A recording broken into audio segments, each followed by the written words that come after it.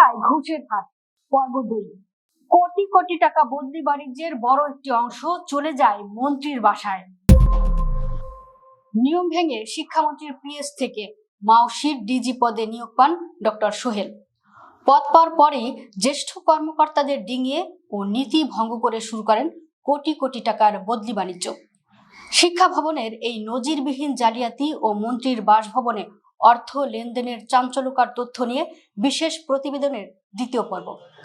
বদলি বাণিজ্য ও ঘুষ লেনদেনে অতীতের সকল রেকর্ড ভেঙেছে মাধ্যমিক ও উচ্চশিক্ষা অধিদপ্তর, অর্থাৎ ডিজি অফিসে বদলি বাণিজ্য ও ঘুষ লেনদেনের এখন যেসব কাজ কারবার চলছে তাতে অতীতের সকল রেকর্ড ভেঙে গেছে। শিক্ষা ভবন সংশ্লিষ্ট সূত্রগুলো বলছে, ডিজি খান মঈনুদ্দিন সোহেল যেভাবে প্রকাশ্যে ঘোষণা দিয়ে ঘুষ লেনদেনে জড়িত হয়েছেন, এরকমের পরিস্থিতি অতীতের কোনো ডিজির ক্ষেত্রে দেখা যায়নি। ছোটখাটো লেনদেনেও তিনি নিজে সরাসরি জড়িত হচ্ছেন, ঘুষ ছাড়া তিনি কোনো কাজেই হাত দেন না। ঘুষ লেনদেনে খান মঈনুদ্দিন সোহেলের হাত পেকে গেছে ইতিপূর্বে শিক্ষা প্রতিমন্ত্রীর এপিএস থাকাকালীন। মূলত এর যোগ্যতার কারণেই এবার শিক্ষামন্ত্রীর পদ লাভের পর সোহেলকে পিএস পদে নিয়োগ দেন এহসানুল হক মিলন, তাও নিয়ম নীতি লঙ্ঘন করে। পিএস এপিএস পদগুলো জনপ্রশাসনের। নিয়ম অনুযায়ী জনপ্রশাসন মন্ত্রণালয় পিএস এপিএস পদে নিয়োগ দেওয়ার কথা, কিন্তু শিক্ষামন্ত্রী আনাম এহসানুল হক মিলন তা শুনতে রাজি নন। শিক্ষা মন্ত্রণালয় থেকেই তিনি এ সংক্রান্ত অফিস আদেশ জারির ব্যবস্থা করেন। তখনকার শিক্ষা সচিব রেহানা পারভিন অবশ্য এ ধরনের অবৈধ অফিস আদেশ জারিতে রাজি ছিলেন না। কিন্তু যেহেতু তার নিজের চেয়ারও টলটলায়মান, তাই মন্ত্রীর ওই অবৈধ নির্দেশ পালনে বাধ্য হন সচিব রেহানা পারভিন। অফিস আদেশটি জারি হয় গত 24 ফেব্রুয়ারি 2026। পরবর্তীতে পিএস পদ থেকে তাকে সরাসরি মাধ্যমিক ও উচ্চশিক্ষা অধিদপ্তরের মহাপরিচালক করা হয়। কিন্তু ডক্টর সোহেলের এই ডিজি পদে নিয়োগ নিয়েও তখন অনেক নাটকীয়তা তৈরি হয়। একে তো তিনি আগে থেকেই দুর্নীতিবাজ কর্মকর্তা হিসেবে চিহ্নিত ছিলেন। 5 আগস্ট 2024-এর পরে পরিচালক পদে এসে 1.5 বছরে প্রায় 1700 শিক্ষক বদলি করেন। এসব বদলি বাবদ হাতিয়ে নিয়েছেন প্রায় 50 কোটি টাকা। এ নিয়ে বিভিন্ন গণমাধ্যমে খবরও প্রকাশিত হয়েছে। তাছাড়া শিক্ষা ক্যাডারের তার চেয়ে সিনিয়র ব্যাচের অনেক কর্মকর্তা রয়েছেন। অধিদপ্তরের সাবেক পরিচালক পদ থেকে অবসরে যাওয়া মোহাম্মদ আব্দুস সবুরকে চুক্তি ভিত্তিতে নিয়োগের জন্য সুপারিশ করেন বিএনপির মহাসচিব, স্থানীয় সরকার ও পল্লী উন্নয়ন মন্ত্রী মির্জা ফখরুল ইসলাম আলমগীর।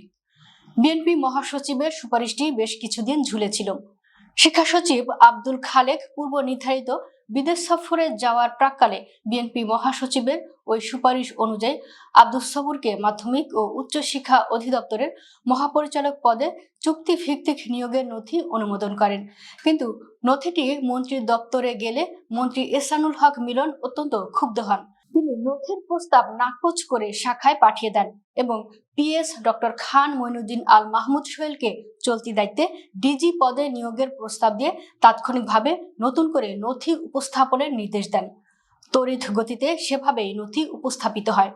পহেলা বৈশাখ ছুটির দিনে বিশেষ বার্তাবাহক এই নথিটি প্রধানমন্ত্রীর কার্যালয়ে পাঠান মন্ত্রী। কিন্তু সোহেলকে ডিজি নিয়োগের প্রস্তাব প্রধানমন্ত্রী অনুমোদন না করে ফেরত দেন। এতে মন্ত্রী আরো বেপরোয়া হয়ে ওঠেন। প্রধানমন্ত্রী নাকচ করার পরও তিনি একই ব্যক্তি অর্থাৎ পিএস সোহেলকে অতিরিক্ত দায়িত্বে ডিজি পদে নিয়োগের অফিস আদেশ জারি করেন। শিক্ষা মন্ত্রণালয় থেকে এই অফিস আদেশটি জারি হয় 16 এপ্রিল। এ নিয়ে তখন ব্যাপক কানাঘুষা চলে, সামাজিক যোগাযোগ মাধ্যমে সমালোচনা হয়। এর 1 সপ্তাহ পরে 23 এপ্রিল তাকে চলতি দায়িত্বে ডিজি করা হয়। শিক্ষা খাত সংশ্লিষ্টরা বলছেন, পিএস থেকে ডিজি পদে নিয়োগ এবং এত বেপরোয়া ঘুষখোর কর্মকর্তা অতীতে কখনো অধিদপ্তরের ডিজি অর্থাৎ শিক্ষা ক্যাডারের সর্বোচ্চ এই পদে নিয়োগ পাননি। শিক্ষা ক্যাডারে কর্মরত কর্মকর্তাদের মধ্যে তিনি অত্যন্ত জুনিয়রও বটেন। এসব দিক থেকে ডিজি সোহেল অতীতের সকল রেকর্ড ভেঙেছেন। তাছাড়া ডিজি পদে নিয়োগের পর থেকে খান মঈনুদ্দিন সোহেল বদলি বাণিজ্য ও ঘুষের যে নতুন নতুন রেকর্ড তৈরি করেছেন তাতে অতীতের সকল নজির ছাড়িয়ে গেছে, এতে কারো সন্দেহ নেই। যুবদল নেতা নয়নের অভিযোগের চাক্ষুষ উদাহরণ ইতিমধ্যেই এই প্রতিবেদনে তুলে ধরা হয়েছে। শীর্ষ কাগজের চলতি সংখ্যার আরেকটি আলাদা প্রতিবেদনে ঘুষের দাবিতে ডকুমেন্টারির বিল আটকে রাখার মতো গুরুতর অভিযোগের তথ্য তুলে ধরা হচ্ছে। এছাড়া ঘুষের রেট নির্ধারণ এবং নেটওয়ার্ক বা দালাল সিন্ডিকেট গড়ে তোলা ও এর মাধ্যমে প্রকাশ্যে ঘুষ লেনদেনের নতুন নজির তো রয়েছেই। ডিজি সোহেলের ঘনিষ্ঠ সূত্রগুলোর দাবি, নিয়োগ বাণিজ্য সহ বিভিন্ন খাতের সংগৃহীত কোটি কোটি টাকার ভাট বাটোয়ারায় মাত্র একটি ক্ষুদ্র অংশ পান ডক্টর সোহেল। বড় একটি অংশ চলে যায় মন্ত্রীর বাসায়। মন্ত্রীর পরিবারের সঙ্গে সোহেলের পরিচয় সম্পর্ক রয়েছে এপিএস থাকাকালেই। সেই সূত্রে মন্ত্রীর বাসায় সোহেলের নিয়মিত যাতায়াত রয়েছে বলে জানা যায়।